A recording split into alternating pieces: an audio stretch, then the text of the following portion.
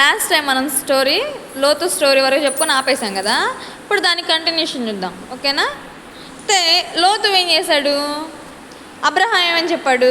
నీ సేవకులు నా సేవకులు అవి మందలను కాస్తున్నారు కదా, ఆ మందలను కాసే సేవకులు ఏం చేశారు? కొట్లాడుకొని గొడవలు ఆడుకుంటున్నారు. వాళ్ళు గొడవలు ఆడుకోవడం వల్ల తర్వాత ఎవరికి గొడవ అయింది? లోతుకను అబ్రహాంకే కదా గొడవ అయ్యేది.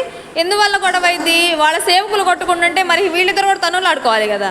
అయితే అబ్రహాం వెంటనే ఏం చేశాడు? లోతును పిలిచి, లోతు ఎవరు? లోతు ఎవరు కదా? అయితే అంటే సొంత చుట్టాలు కదా, వాళ్ళిద్దరు దగ్గర బంధువులు కదా. పిలిచి చెప్తాడు ఏమని? లోతు, మన వాళ్ళ వల్ల మన ఇద్దరం కొట్టుకోవద్దు కాబట్టి ముందుగానే మనం నీకు నచ్చిన ప్రదేశం, ఇప్పుడు ఇంత పెద్ద మొత్తం చుట్టుప్రక్కల చూడు, నీకు ఏ ప్లేస్ నచ్చితే ఆ ప్లేస్ని నువ్వు ఎన్నుకో, ఆ ప్లేస్కి నువ్వు వెళ్ళిపో, తర్వాత నువ్వు తీసుకోగా మిగులున్న భాగంలో నేను ఉంటాను అని చెప్పనేసి ఎవరు చెప్తారు? Very good. ఎవరు చెప్తారు? అబ్రహాము ఎవరికి చెప్తున్నాడు? లోతుకి చెప్తున్నాడు. అయితే లోతు ఏం చేశాడంటే అంత చుట్టూ నలుమూలలా చూసుకొని ఎక్కడైతే పచ్చికగా ఉందో, ఎక్కడైతే వాటర్ ఉన్న చోట ఏమైతే ఎక్కువగా గడ్డి మొక్కలు ఇవన్నీ మొలుస్తాయి కదా, అటు ప్రదేశం అంతా ఎలా ఉండిద్ది? చాలా పచ్చగా అందంగా ఉండిద్ది, అవునా కదా? వాటర్ ఎక్కువగా ఉన్నాయి అనుకో మంచిగా చెట్లు పెరుగుతాయి, గడ్డి మొలిచిద్ది, అటువైపు వేరే అంతా కూడా చాలా బాగుండిద్ది నీట్గా. అయితే తను ఏం చేశాడంటే తన యొక్క కనుల దృష్టితో ఇప్పుడు కనులతోనే కదా చూస్తున్నా తను, లేదంటే అతను ఏమైనా ప్రేయర్ చేసుకుని యావే దేవుడా నువ్వు ఒక ప్లేస్ని చూపించు నాకు, నువ్వు చూపించిన ప్లేస్కి నేను వెళ్తానని అడిగాడా? అడగలేదు కదా. వాళ్ళ తండ్రి అయిన అబ్రహాం, వాళ్ళ పెదనాన్న అబ్రహాం చెప్పిన వెంటనే తినేం చేశాడు?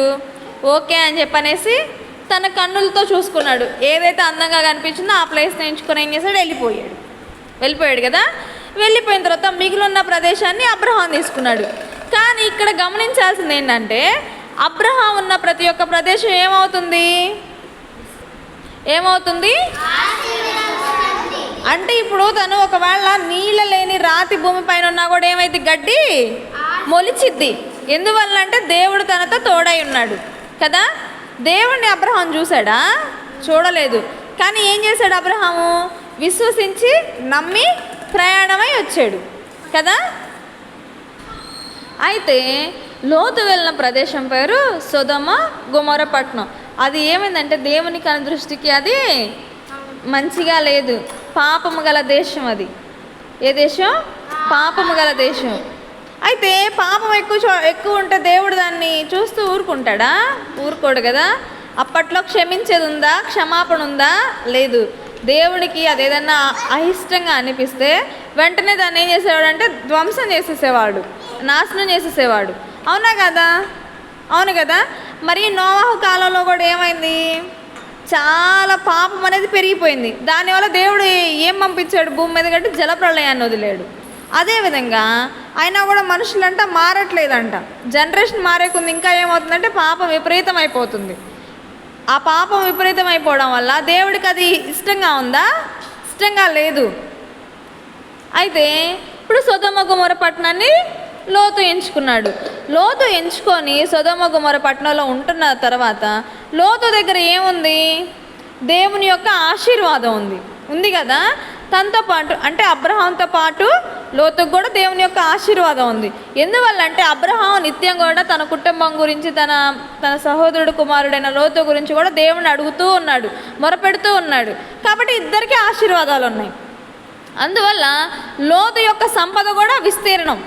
తనకున్న జనసమూహం కానీ, తనకున్న పంటలు కానీ, తనకున్న గేదెలు కానీ ఇవన్నీ కూడా విస్తీర్ణంగా ఉండేవి.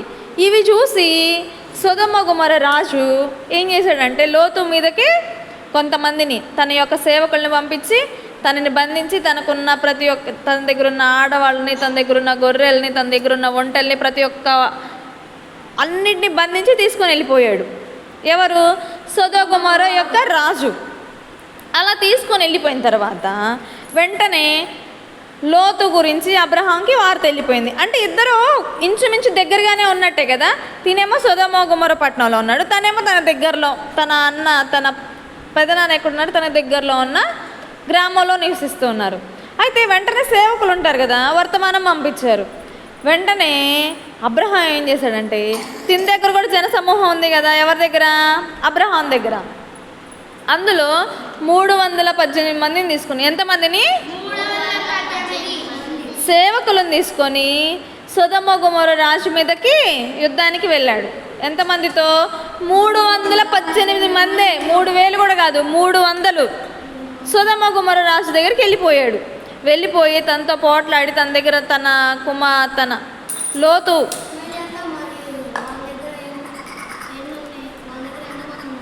ఎవరి దగ్గర? సొదొమ గొమొర్రా రాజు దగ్గర. వారి దగ్గర ఇప్పుడు తిని దగ్గర 318 మందిని, అంటే మినిమం. ఇప్పుడు వాళ్ళ జనసమూహం అనేది చాలా విస్తీర్ణం కదా, లెక్కకు మించినంత మంది. కానీ మనకి లెక్కలో మెన్షన్ చేసింది మాత్రం 318 మంది సేవకులని వరకే తీసుకెళ్ళాడు. అంటే దానికి ఇంకా ఎక్స్ట్రా ఉన్నట్టే కదా అబ్రహాంకి. అదేవిధంగా అయితే లోతు ఏం చేశాడు, అబ్రహాం ఏం చేశాడంటే తన దగ్గర ఉన్న సేవకుల్లో 318 మందిని తీసుకెళ్ళి తన మీద యుద్ధం చేసి తన సంపదని, తన లోతు యొక్క స్త్రీలని, వాళ్ళ దగ్గర ఉన్న ధన సంపదను మొత్తం తీసుకొని లోతు దగ్గరికి అప్పు చెప్పేశాడు. అయినా కూడా లోతు ఆ ప్రాంతాన్ని విడిచి వచ్చాడా అంటే విడిచి రాలేదు. విడిచి రాకుండా అక్కడే నివాసం చేశాడు. నివాసం చేసిన తర్వాత ఇంకా సొదొమ గొమొర్రా పట్టణం వాసులంట చాలా విపరీతంగా పాపం చేస్తూనే ఉన్నారంట. అంటే దేవుని కనుదృష్టికి వాళ్ళు హీనులుగా కనిపించారు. ఎవరు? పట్టణవాసులు. ఇప్పుడు దేవుడు ఆ పట్టణం మీదకి ఒక పెద్ద అగ్ని ప్రమాదాన్ని పంపించబోతున్నాడు. దాని గురించి మనం నెక్స్ట్ వీడియోలో తెలుసుకుందాం.